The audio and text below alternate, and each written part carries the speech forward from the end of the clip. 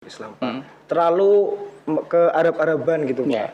Sama kalau udah Kristen itu ke barat-baratan gitu loh Pak. Jadi intinya kita itu harus benar-benar bangga sama yang udah kita miliki ini ya Pak, dengan cara lebih melestarikan adat kita. Sebenarnya istilah kalah juga kurang tepat ya, karena setiap peradaban punya mekanisme bertahan, survive sendiri. Survival. Dan itu kekuatannya. Bayangkan sekarang negara-negara Timur Tengah hancur lebur karena perang saudara, ya kan? Iya Pak. Bunuh-membunuh, yang dibunuh Islam, yang membunuh juga Islam loh itu. Sama-sama syahadat saling membunuh gitu loh.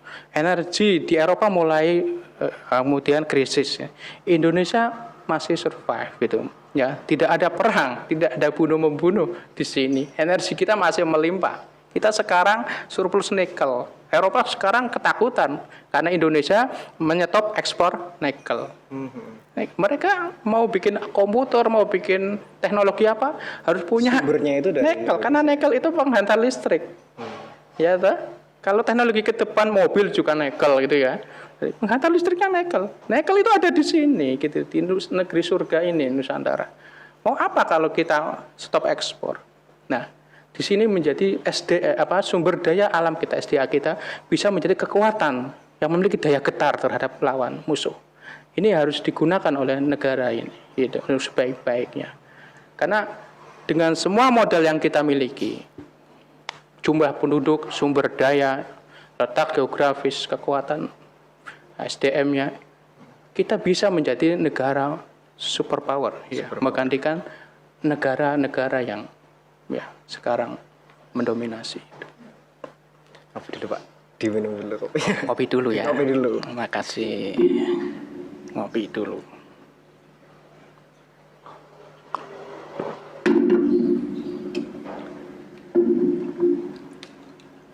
Benar ya Pak. Emang kita tuh selalu bikin orang luar itu selalu jadi influence kita buat ini ya Pak. Enggak terlalu bangga sama diri kita sendiri, sama bangsa ini. Ya, harus dilawan itu ya. Makanya saya bilang kesadaran tentang diri kita itu siapa gitu. Karena banyak orang khawatir nanti generasi ini gimana menghadapi gelombang serbuan budaya bangsa lain. Saya kok yakin bahwa generasi yang kuat, yang akarnya menancap jauh ke dalam, nggak akan tumbang oleh badai sekuat apapun. Seperti pohon gitu. Jadi, pohon kalau akarnya udah kuat, persis. Atasnya juga. Iya, silakan datang ya, angin, gelombang, apapun gempa. Tapi kalau akarnya jauh, akar kita itu apa? Akar kebudayaan kita. Makanya saya itu senang anak-anak santri itu ya. Mereka pikirannya maju, tapi kalau ketemu kiai yo cium tangan. Itu shout akar out, gitu loh. Shout out ke anak santri-santri. Mereka bicara tafsir luar biasa, tapi kalau malam Jumat yo yasinan itu loh. Itu tradisi gitu. Yang sore Jumat ke makom bersih-bersih, ada yang bilang bid'ah prek. Mereka sudah enjoy gitu loh, tidak terganggu dengan serangan-serangan semacam itu. Ini kesadaran yang estetik kan. Jadi kita bisa hidup, tidak harus mengejar seperti ingin jadi sana, seperti ingin itu enggak. Tapi cukuplah sebagai diri sendiri itu kita sudah besar. Itu. Kita sudah besar menjadi diri sendiri. Jadi gimana Pak? Karena kayak misal ya Pak, ini kemarin baru aja Pak, itu ada kasus yang siswi dari Lampung, dari SMKN 2 Lampung, itu dipaksa untuk menggunakan hijab. Padahal kan siswi itu Kristen Pak, sampai dipanggil orang tuanya sampai ke sekolahan dan itu gimana Pak? Kalau nanggepin masalah kayak gitu Pak, masih sangat banyak. Pada perspektif mikro orangnya itu memang kembali kepada kesadaran gitu loh. Jangan ada pemaksaan di situ ya. Tidak boleh gitu. Ya.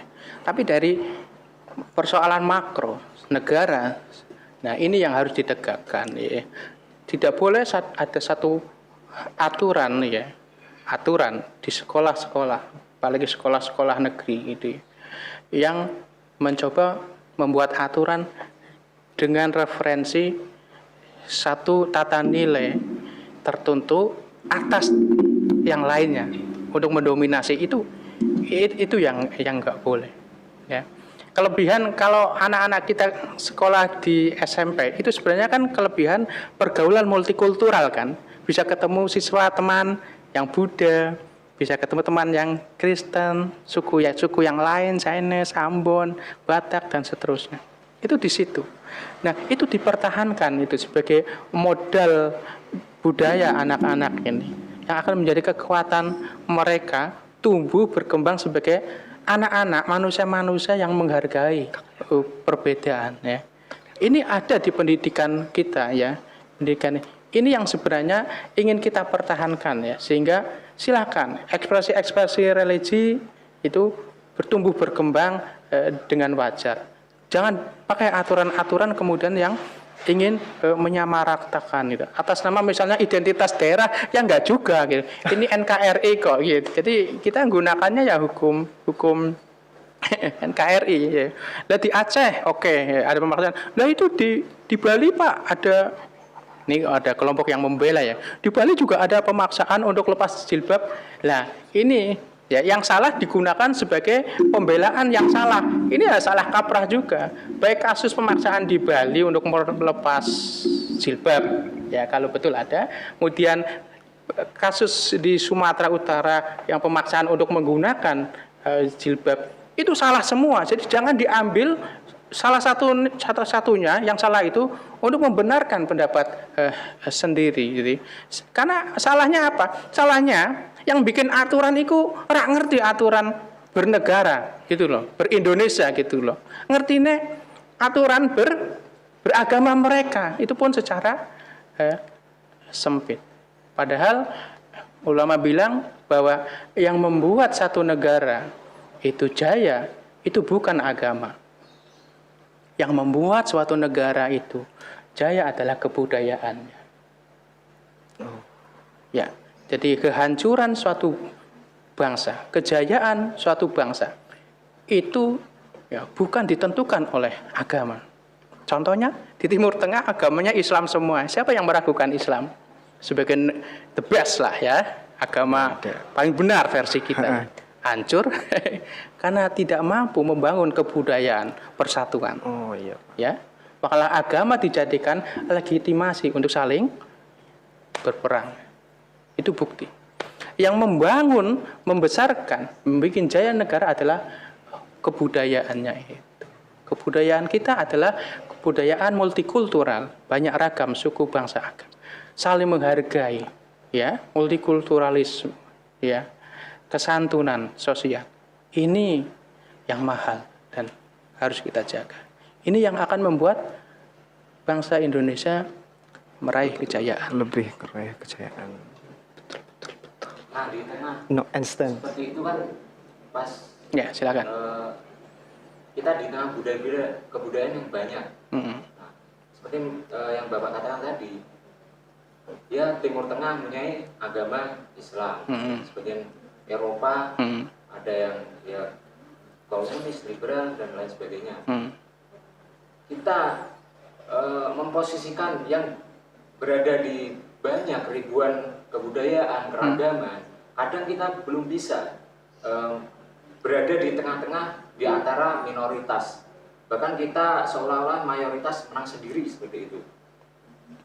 Seperti kita toleransi saja sepertinya kurang. Sulit sekali Pak untuk Toleransi kita sering bermata dua. Ya, begini, ada satu contoh kasus. Di luar negeri, di Selandia Baru, terjadi serangan terhadap masjid. Ada korban. Pernah dengar kasus ini? Iya. Lalu masyarakat sipil di sana kemudian datang, bahkan membuat pagar betis. Pagar betis. Ya. Lalu kita kemudian berteriak, oh mereka luar biasa toleran terhadap Islam. Ngono. Satu ya. Di Indonesia ada masyarakat sipil yang bergerak ketika gereja-gereja dibom. Mereka menjaga Natal, ya, menjaga agar umat Kristiani bebas, nyaman beribadah ketika Natal. Dianggap ini apa? Syirik. Ya. Ormas ini mengalami kecaman, bulian yang luar biasa. Loh kok kita bermata ganda, ya? Tidak adil. Ketika melihat kasus di Selandia Baru, ya, umat non-Muslim yang mayoritas datang melindungi masjid, menjaga kenyamanan umat Islam beribadah, kita memujinya. Tapi kemudian ketika umat Islam di sini yang sama mayoritas, yang datang untuk mengayomi ibadah minoritas, gereja-gereja, kok kita tidak respect? Ada apa? Itu permasalahannya Pak. Ini Sampai sekarang ketidakadilan gitu. Podo loh kasusnya, sama aja podo. padahal. Artinya begini, mayoritas melindungi minoritas itu menjadi nilai universal, Kang. Neng di wae mestine mayoritas yo melindungi minoritas. Ngono lho, ki kewajiban kuwi ya. Yen ora sampean dikutuk dengan hancurnya negara, itu pasti. Mayoritas melindungi minoritas. Orang Australia Baru juga tahu, orang Eropa juga tahu, Indonesia juga tahu, sehingga umat Islam kemudian melindungi, mendatangi tempat-tempat ibadah itu untuk memberi kenyamanan saat beribadah. Di sini, ya, cara pandang kita saya kira harus adil lah, gitu ya, bahwa memang ada nilai-nilai universal, gitu loh. Kemanusiaan itu di atas segalanya. Cinta adalah yang utama, kebencian datang kemudian. Ya. Cinta adalah yang utama, kebencian adalah yang datang kemudian. That's the quotes of this day pokoknya. Jadi Pak, untuk menanggapi intoleransi itu orang-orang yang dominan ini seharusnya harus menjaga yang minoritas ya Pak. Harus, wajib. Kalau enggak kamu dikutuk. Jadi apa Pak? Karena itu seperti bapak yang enggak mengakui anaknya. Bayangkan, gue mau apa kelon ya? Kenapa sih terus sih Pak? Dua anak ya kan? Dua anak ya. Terus gue orang ngakui anakmu. Jar kayak wae. Gue mesti ora iso tenang urip. Hancur jiwamu. Kamu mungkin kaya. Tapi apa menjadi kebanggaan? Kamu akan ada dosa masa lalu. Itu yang disebut kutukan. Tidak ada kebahagiaan dalam kehidupanmu. Seperti itu. Sebuah bangsa yang besar yang tidak bisa melindungi minoritas, ya bangsa yang sakit itu, ya sebenarnya tidak layak dipertahankan. Kita ingin mempertahankan Indonesia itu bukan apa sih? Ya karena ini keragaman ini loh Kang. Yang Indonesia Islam baik ya nih. Enggak asik lah. Atau Kristen baik, Ambon merdeka Kristen baik ya. Kayak waktu itu Aceh kan mau membuat negara khalifah itu ya Pak. Ingin pisah dari Indonesia. Ya seperti itu. Kalau itu kekecewaan politik ya, memang orang memang kalau diperlakukan tidak adil akan menggunakan segala cara untuk menarik perhatian dan melawan. Saya kira yang sekarang kan kasus Papua gitu ya. Papua ya Pak. Papua juga masih menjadi PR besar bagi bangsa ini, membuktikan cinta kasih kita yang mayoritas kepada mereka ya. Lindungilah mereka ya, beri hak-haknya, jangan malah kita bertindak rasis, menghina ya. Nah, saya kalau membaca itu Pak, ya saya sendiri orang Islam. Nah kita kalau di posisi seperti itu tidak lagi membaca dari dalil, fikih, hadis dan lain sebagainya. Karena kita menghargai manusia aja kurang. Seperti saya dengan orang hitam, saya mengejek dia. Loh, kamu mengejek dia, kamu manusia enggak? Saya juga manusia.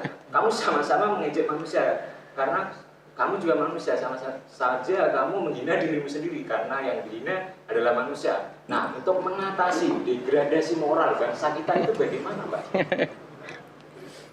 Ya, saya bilang yang pertama adalah terbitnya cinta ya. Cinta dulu, yang penting sayang dulu ya Pak. Itu baru ada kehidupan. Kehidupan kemudian rusak oleh kebencian itu. Nah, cinta ini apa yang melandasi? Kemanusiaan. Ya. Manusia kalau ketemu manusia, iku ora ono sing betah meneng-menengan. Mesti paling saling menyapa. Piye Kang kabare? Oh ye. Saka ngendi? Mien kuliah karo aku nilainya piro? Itu kan dia bahasa basi ini. Ya, gak penting sih receh, tapi penting dari sisi tadi itu, serawung kemanusiaannya itu gitu loh. Di sinilah manusia membangun ya, rasa saling percaya, yaitu saling peduli seperti itu. Lalu itu menjadi alasan manusia untuk kumpul. Jadilah kumpulan terkecil apa namanya? Keluarga. Lalu membesar lagi kumpulan terbesar menjadi suku, lalu menjadi kerajaan. Kok gelem manusia kumpul jadi satu? Karena tadi itu mereka merasa bisa dipedulikan gitu loh. Ada energi spiritual yang mengikat mereka. Kerajaan ya dalam konteks sekarang. Kemudian konsep negara seperti itu. Bernegara, makanya saya bilang bernegara ya landasannya tadi itu kemanusiaan, bukan agama, gitu loh. Makanya Kanjeng Nabi ketika mendirikan negara Madinah, beliau tidak membuat mendirikan negara Madinah sebagai negara Islam. Cek itu, ya. Justru malah Piagam Madinah. Tidak ada satu diktum pun ya dalam pasal Piagam Madinah yang mengatakan negara Madinah berdasarkan Islam. Itu tidak ada.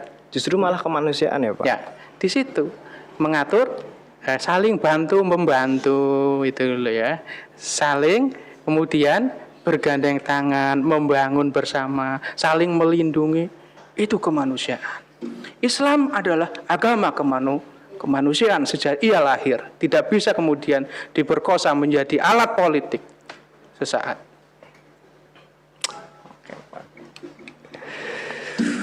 Banyak sekali belajar dari Bapak hari ini. Dari 4 SKS. 4 SKS ini. Dari jam berapa sampai jam berapa ini kalau nggak salah udah. Intinya berarti podcast kali ini yaitu untuk bagaimana cara kita bisa menjaga ya keberagaman dalam beragama. Jadi yang satu tadi Bapak bilang bahwa kita itu asalnya sama, kita itu manusia, kita itu hakikatnya sama. Hakikat manusia yang bersosialisasi, yang butuh orang lain, dari yang lebih dominan ya Pak. Yang lebih dominan itu harus menjaga yang lebih minoritas. Kita itu sama-sama harus membantu. Bahkan dari Nabi sendiri membangun Madinah itu pertama-tama tidak mementingkan dari segi agama tapi dari segi kemanusiaan. Sama sekali tidak ada pemaksaan dalam beragama itu sendiri. Semua kita lakukan itu secara moderat. Jadi enggak ekstrim ke kanan dan juga enggak ekstrim ke kiri gitu ya Pak. Yap. Ada tambahan lagi Pak? Yo, tambahan kopi aja.